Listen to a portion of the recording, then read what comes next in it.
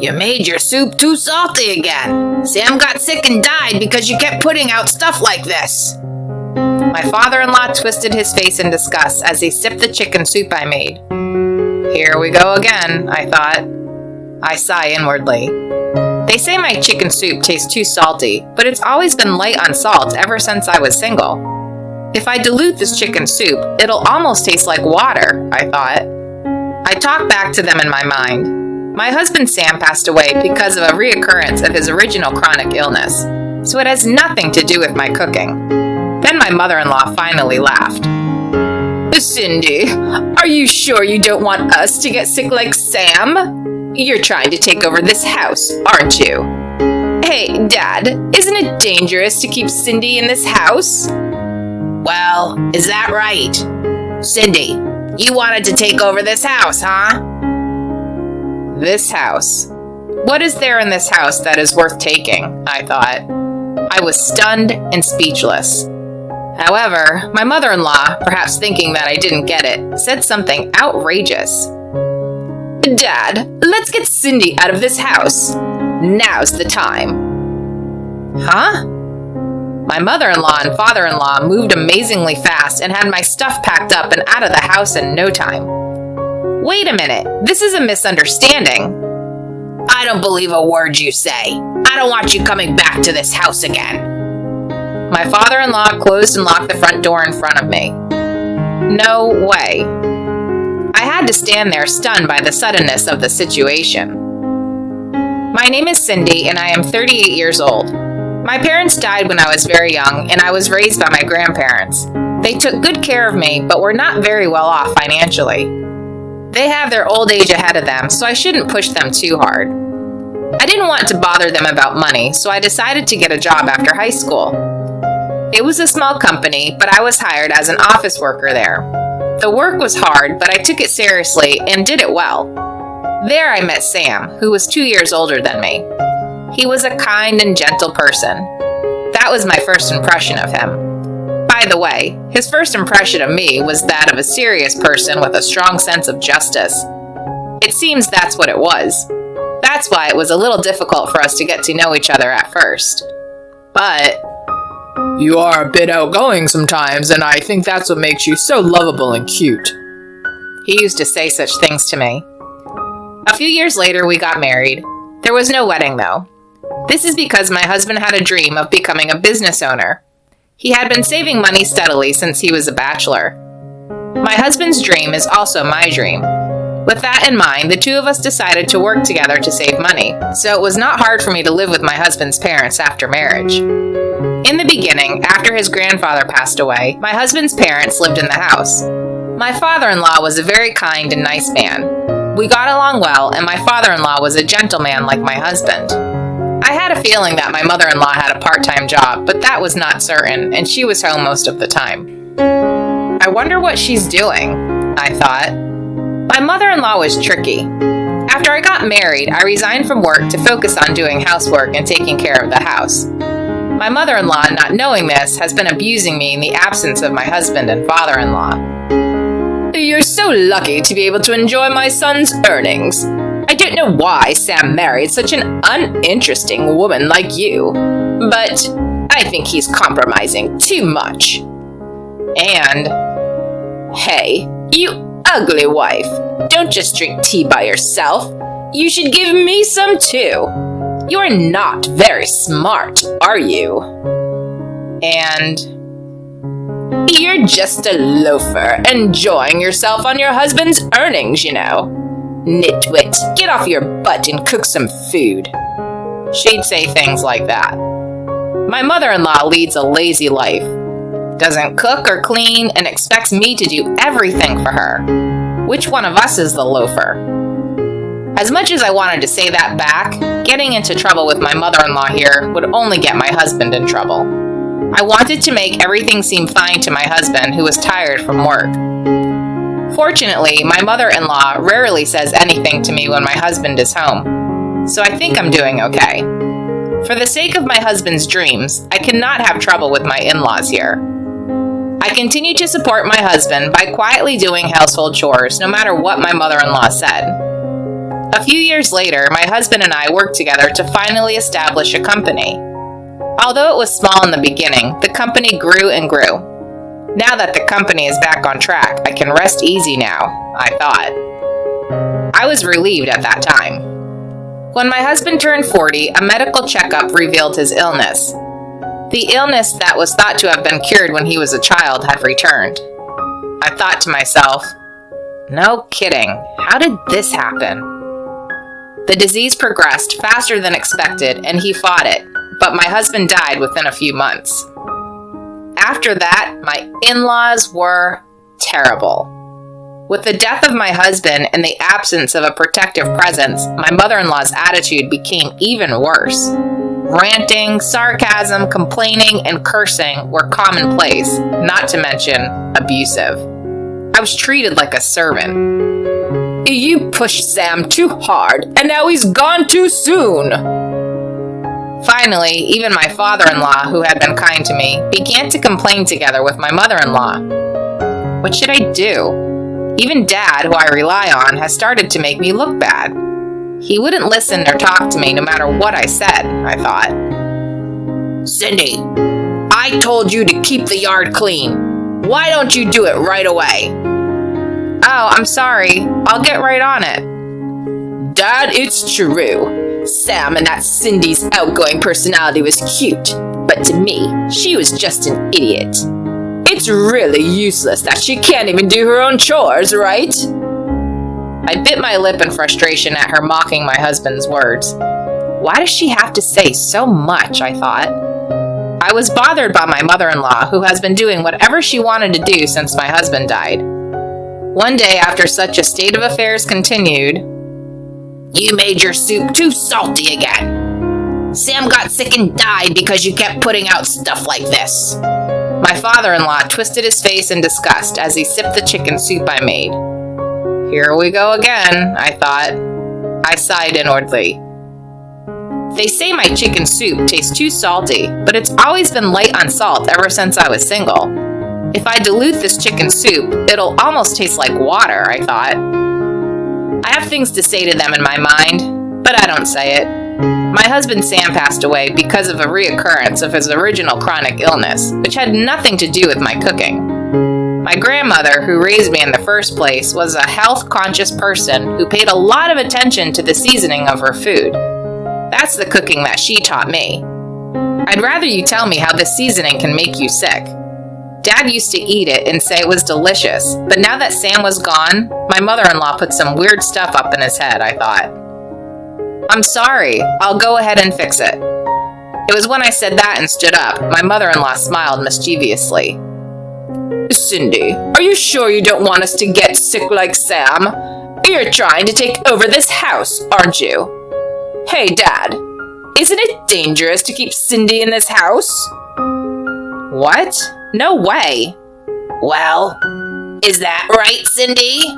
You are going to take over this house, huh? This house.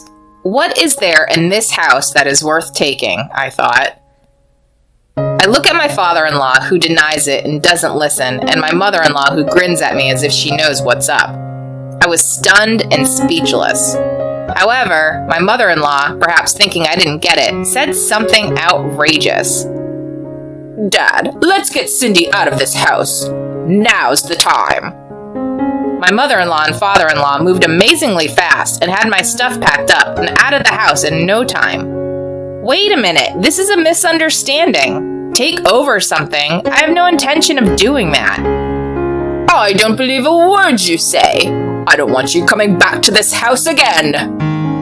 My father-in-law closed and locked the front door in front of me. No way. I had to stand there stunned by the suddenness of the situation. I was kicked out and not allowed in the house and stayed at my husband's office that day. They wouldn't let me in the house after the next day. I had no choice but to rent a shabby apartment. Actually, my husband's company pays well now that I had taken over it and became the president. However, I was paying the rent and other expenses for my in-laws, so a lot of money would go out. So I just continued living in a shabby apartment and saved money. My mother-in-law aside, my father-in-law was a very kind and nice man at first and treated me well, so I can't abandon him even if he's being like that, I thought. I know that I have a weakness to my personality. I'm sure if my husband were here, he would laugh at me and say I'm a softie.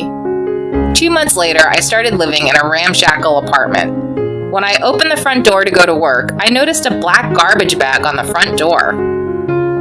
What is this? Who would do such a thing? I found it a bit creepy and picked it up and moved it to the dump. But the next morning, another black garbage bag was left on the front of the door.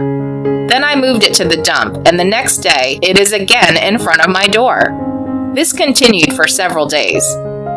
Someone's obviously harassing me. Who on earth would do such a thing, I thought. Let's find the culprit. With this in mind, I peeked through the door scope of the front door early in the morning and waited for the culprit. Then, someone's here. What? It's Dad? It was my father-in-law who was placing the black garbage bag in the front door, looking around the area. My father-in-law put down the garbage bag and quickly left as if to escape. Was it really my father-in-law? Then what the hell is this? I opened the bag to see what's inside. Inside were a few clothes. I found an envelope hidden between them, and in there was a document. I looked at the back and saw my husband's name on it. I wonder why the hell this is here. When I opened it, I found my husband's handwriting, which felt nostalgic. There was an apology from my husband written on it. Dear Cindy, I knew that you were being harassed and bullied by my mother, but you tried desperately to hide it, and above all, you were afraid that it would destroy our family's relationship. This caused you to suffer. I am very sorry. My will and testament is hidden in a bookcase in my parents' house. If my mother finds out, she will try to kick you out of the house and keep my assets for herself. So I want you to collect it before my mother finds it. And with the money, I hope to be able to establish a nursing home, which has been my ultimate dream. I don't want you to have to deal with my aging father, and most of all, I want my father to live out his retirement in the optimal environment. And so on. Just like Sam. I wiped away the tears that flowed when I saw my husband's letter. Okay, I must not let Sam's thoughts go to waste, I thought. So I looked up and noticed that my father-in-law was looking at me from some distance away. Dad? Cindy, I read Sam's letter too. I learned that my wife had been harassing you terribly, and that she had kicked you out of the house because she wanted your inheritance. I didn't know that, and I took her at her word to kick you out. I'm really sorry for all the horrible things I've said. I'm so sorry. My father-in-law apologized and fell silent. He must have sneaked the clothing out of the house in a garbage bag so that my mother-in-law would not find them. You were still subsidizing our rent after Sam was gone, weren't you? I was too late to realize such a thing. I'm grateful. Thank you, Cindy. My father-in-law, who told me so kindly, was a gentle figure when my husband was around. He had been taking it out on me because he'd been listening to my mother-in-law's words out of grief over the loss of his son, but now he finally had woken up. I smiled in relief. No, it's fine. I'm glad you understand. I understand the sadness of losing Sam, because we are family after all. Yes, family. But a certain someone doesn't think so, though, I thought. My mother-in-law doesn't seem to think so, though. It seems that the assets were more important than the sadness of losing Sam. I muttered in a low voice, and my father-in-law looked at me with a gasp. I've been harassed and verbally abused and experienced other terrible things. But I have been patient and endured it because she's Sam's family. Still, after all the terrible things she did to me when Sam died, she wanted my inheritance, so she said all sorts of things to you and had me kicked out. That's beyond selfish. I've run out of patience, you know. I can't forgive her. My patience finally reached its limit and I exploded. I don't care if my father-in-law is looking at me with a scared face. Watch, if she hits me, I'll double pay back. I returned with my father-in-law to my husband's parents' home. My mother-in-law, who was at home, saw us and her eyes widened in surprise. This is Sam's letter. I hear you've been harassing Cindy a lot and doing terrible things to her. Harassment? That's a misunderstanding. I didn't do anything, I swear. Sometimes the chores weren't done well enough, and I would point that out, but I said those things for Cindy's benefit. When questioned by my father-in-law, she tries to keep quiet. You are really a jerk, aren't you? How the heck can you say that you didn't do anything, I thought. It can't be a misunderstanding. The fact that you harassed her was mentioned in this letter. Is this letter really Sam's?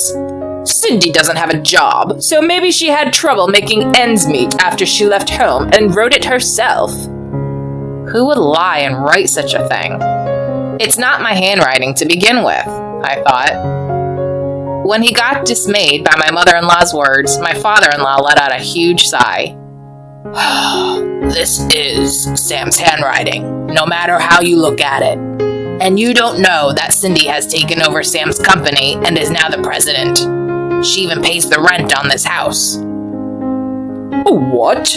President? And she pays rent? My mother-in-law froze and looked at me slowly. She seemed unable to catch up with her understanding of the sudden truth. How dare you say all those terrible things about me like I'm a loafer or a useless person? But the one holding up this house was me. When I said so firmly, my mother-in-law turned pale. It's not good to bully me and try to get me to do everything. So I suggest that you get out of this house. Wait a minute. Dad! He didn't care about his panicking wife. No matter how many excuses my mother-in-law made, my father-in-law would not listen. And so my mother-in-law was mercilessly evicted from the house by my father-in-law. Cindy, I'm so sorry I didn't believe you and all these terrible things. My father-in-law again lowered his head and apologized again. With my mother-in-law gone, I felt lighter and somewhat refreshed, and I used my husband's inheritance to build a nursing home, which was his dream. I now work with my father-in-law to run my husband's company and nursing home. As for my mother-in-law, she has been kicked out of the house and hadn't been working, so she's panicking at having to live alone all of a sudden. She's having a hard time finding a new job because she never had lived alone and had been out of work almost all her life. She deserved it. Hopefully she'll reflect on that, I thought. By working together with my father-in-law, I have been able to balance my husband's company and the nursing home, which has gradually increased our income. I miss my husband, but I'm living happily. Thank you for watching until the end. Click like and subscribe to our channel. Until next time.